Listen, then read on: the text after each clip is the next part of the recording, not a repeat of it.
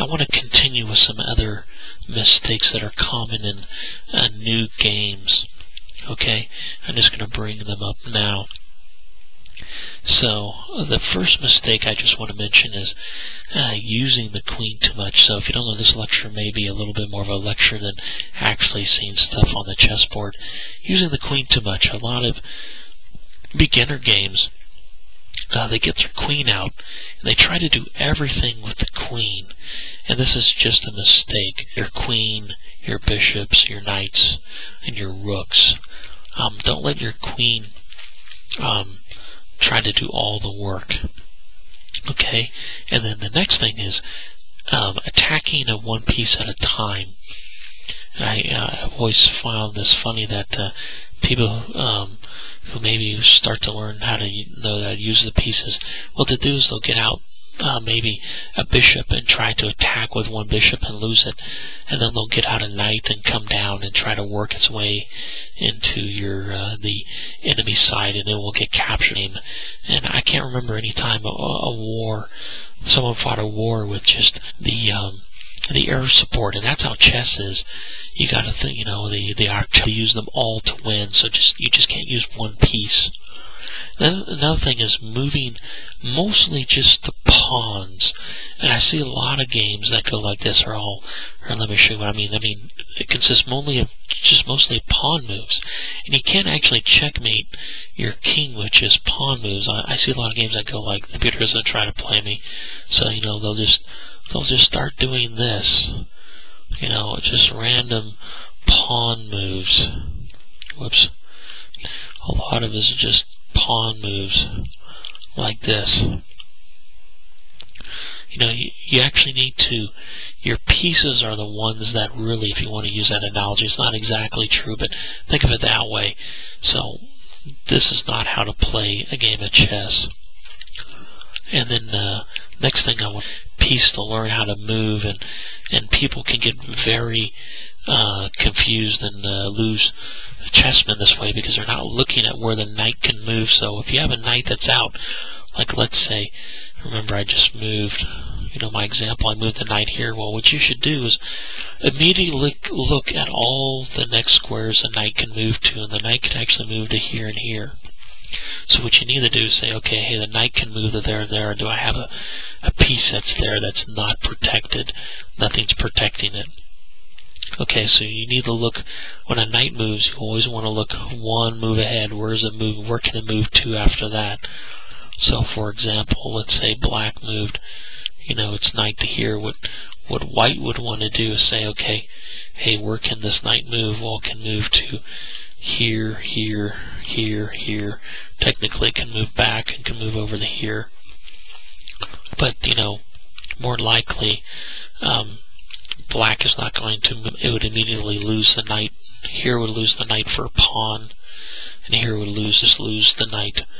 So maybe you say, well, realistically, the only place it's going to move its knight is to this square right here. That's what you got to do. You got to look. And maybe if now white moves its knight, black has to say, where can this knight go? Well, it can move, here, here, here. Obviously, it cannot move to these squares because there's already a piece there. It can always move back. So this is where this knight can move next, and can it capture a piece or something like that. So what's the next thing on the list? Letting your rook out on the side. Okay, I see this all the time, and I'm not too sure. I'm just going to back up the moves, and I notice a lot of new players will try to let their rook out. This is not how the knight, move. This is not how to use the rook. And in the future lectures, I'm going to cover, or hopefully cover, how should you use your rook and your queen. Like I said, you can think of these pieces as military things. So, one is like the infantry, and one can be like the artillery, and one is for checkmating the king. But this is not how you should bring out your rook. One of the reasons is, if I just back up a couple moves, let's say, okay, and then we all know that, white would then just recapture. and actually white would have lost a rook for a bishop. Whoops, I accidentally drew from the king over. That's not a good move. So actually, this pawn would go like this. So rook is worth 5. Rook right there. Okay, so that isn't the way to get to rook out. And then a back row mate. Here, let me set this up and show you what I'm talking about. So I set up this position of the show back row mate. And what a back row mate is, basically, after you castle your king is usually behind these row of pawns.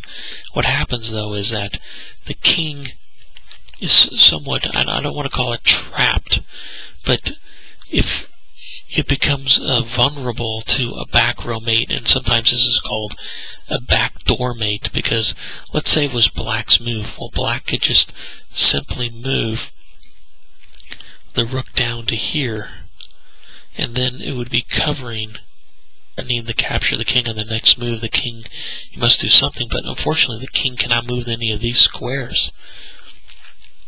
There's already a pawn here. We can't move here. We'd be captured by the rook. We can't captured here by the rook. It's called a backdoor mate. It's sort of like you left the back door open, because let's say the rook was in sort of like a back row mate, a backdoor mate, sometimes they call it. Now notice that in this position, though, black has moved up a pawn to do this back row mate. It could, let's say, just black decide to move here. Now black. Luckily for black, it actually has a square it can move to here. Okay? And sometimes players will often move this pawn up to create an escape square so they don't get in chess, or they like to use the German term luft. So it creates air for the king, or space for the king to run to. So they'll move this pawn or this pawn up, and that way the king can go up, up here, if a rook or a piece decides to come back here and check it. Okay? So that's covering the basic mistakes in chess: using the queen too much, attacking with one piece, moving mostly pawns, that tricky knight, letting the rook out on the side,